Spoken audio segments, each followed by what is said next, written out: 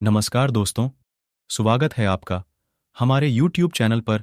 आज फिर मैं लाया हूं आपके लिए एक प्रेरक कहानी जो महाभारत काल की है। एक दिन दुर्योधन अपने दादा भीष्म के पास गया और बताया कि उन्होंने धनुर्विद्या सिखाने के तरीके में द्रोणाचार्य में अंतर देखा है। उनके अनुसार द्रोणाचार्य पांडवों को एक तरीके से सिखाते हैं और उन्हें दूसरे तरीके से सिखाते हैं। दुर्योधन ने भीष्म से कहा कि वह द्रोणाचार्य से इस बारे में बात करें। इस पर भीष्म द्रोणाचार्य से केवल बात करने के लिए गए और किसी अन्य को शामिल नहीं किया। जैसे ही द्रोणा बोले, उन्होंने कहा, पिताजी, यह नहीं मायने रखता कि वे किस पीढ़ी से हैं। मैं सभी को बराबरी से सिखाता हूं। बारिश हो या न हो, परिणाम समान होगा। इसलिए हमें बारिश को दोष नहीं देना चाहिए। आने और पूछने के लिए धन्यवाद। फिर उन्होंने भीष्म को स्विमिंग के लिए ले गए। द्रोण और भीष्म मार्गदर्शक थे और पांडव और कौरव उनके पीछे थे। थोड़ी देर बाद द्रोण अर्जुन से बोले और उन्हें बताया कि वह अपने स्नान के लिए आश्रम में तेल लेने जा सकता है। अर्जुन तुरंत जाकर काम करता है और बाकी लोग अपनी यात्रा जारी रखते हैं।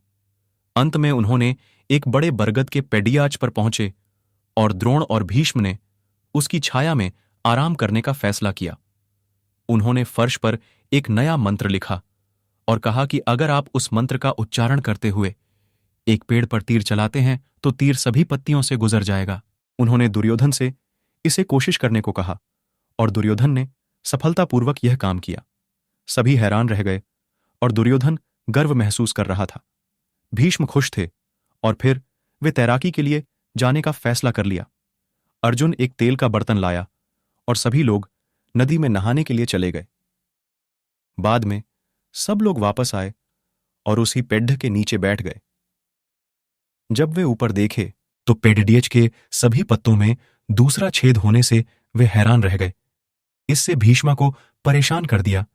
जब द्रोण नहाने गए थे, उस समय दुर्योधन ने एक पेड़ के पत्तों के बीच से तीर चलाया, जिससे एक छेद हो गया। जब द्रोण लौटे तो उनके दृष्टि में सभी पत्तों में 2 छेद नजर आए, जो कि बेहद आश्चर्यजनक था। उन्होंने अपने छात्रों से पूछा कि इसकी जिम्मेदारी किसके ऊपर जाती है, तो अर्जुन ने इसकी जिम्मेदारी स्वीकार कर ली। भीष्म अचंभित थे। अर्जुन ने बताया कि द्रोण ने उन्हें कभी वो ट्रिक नहीं सिखाई थी, इसलिए वो उसे स्वयं ही सीख गया था। दादाजी, मैं तेल का कटोरा लेकर लौटते समय पेड़ के नीचे पाए गए निशान को देखा। आसपास देखते हुए मैंने धरती पर मंत्र लिखा हुआ देखा। इसके उपयोग के बारे में उत्सुक था जब मैंने उसी पेड़ के पत्तों में एक छेद देखा।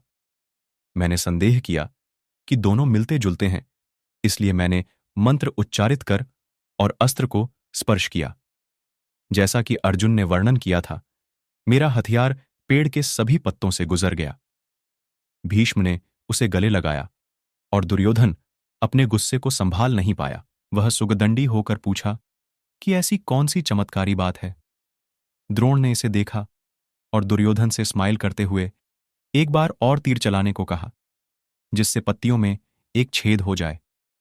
दुर्योधन मंत्र लिखने की जगह गया, लेकिन वहां कोई जादू नहीं था और वह मंत्र नष्ट हो चुका था। यह उसे चौंका देने वाला था। अर्जुन गंभीरतापूर्वक बोले कि उन्होंने मूल्यवान मंत्र को जमीन से मिटा दिया ताकि कोई उस पर कदम न रखे। दुर्योधन शर्मिंदा महसूस कर रहा था कि उन्हें मंत्र का विस्मरण करना पड़ रहा है। द्रोणा भीष्म से पूछा कि क्या उसे कोई दोष लगता है। फिर उन्होंने अपने छात्रों को लक्ष्य में रहने की सलाह दी और उन्हें अपने मन को क्रोध या लापरवाही से कोई भी काम नहीं करना चाहिए, यह समझाया। उन्होंने उन्हें हर काम में सावधानी बरतने की सलाह दी। दोस्तों, इस कहानी से सीख मिलती है कि किसी भी विषय को बारीकी से देखना चाहिए। अवसरों का लाभ उठाएं लोग, कितने भी प्रतिभाशाली क्यों ना हों, महल छोड़ने वाले चमक नहीं सकते। श्री कृष्ण, हे प्रभु, शरणम। दोस्तों, आपको कहानी कैसी लगी है कमेंट करें।